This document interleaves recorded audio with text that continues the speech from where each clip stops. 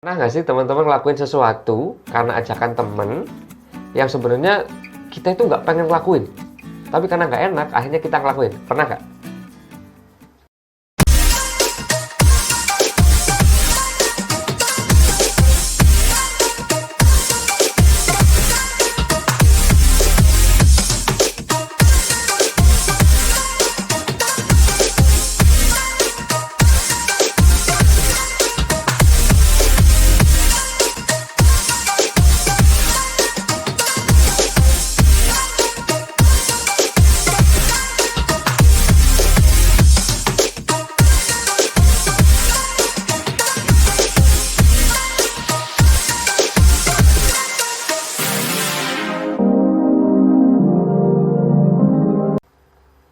Yes, di antara kita semua pasti pernah banget ya ngelakuin sesuatu yang sebenarnya kita nggak ngelakuin.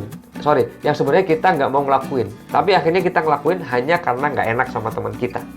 Nah teman-teman semuanya, disinilah kadang ini juga menjadi masalah. Kalau kita lakukan terus-menerus dan sering, jadi kita kayak menjadi orang yang yes man, apa-apa mau, apa-apa siap, apa-apa ngikut. Padahal sebenarnya dalam hati kita nggak seneng, kita nggak suka, kita nggak nyaman. Ya, kita nggak nyaman. Yang pada akhirnya kita nyenengin orang, tapi diri kita nggak seneng. Kita menjadikan orang itu bahagia, tapi kita malah membusukkan diri gitu. Kenapa? Karena kita nggak nyaman, kita nggak enak, nggak seneng.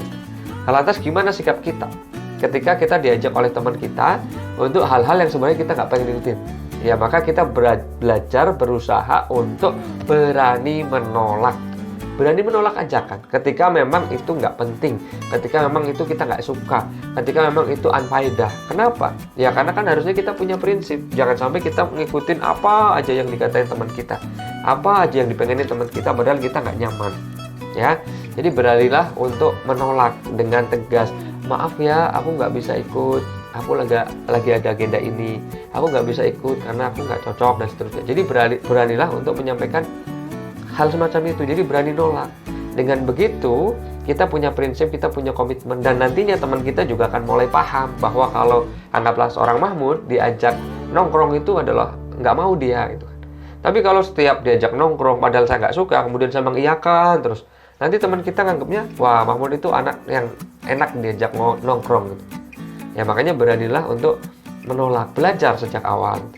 Jadi awalnya mungkin susah karena nggak enak, nanti dikira dianggap apa, dianggap antisosial dan seterusnya. Ya nggak apa-apa kalau misalnya memang kita akhirnya dianggap antisosial, daripada nanti kita membusukkan diri kita pada aktivitas-aktivitas yang sebenarnya kita nggak nyaman dan unfaedah.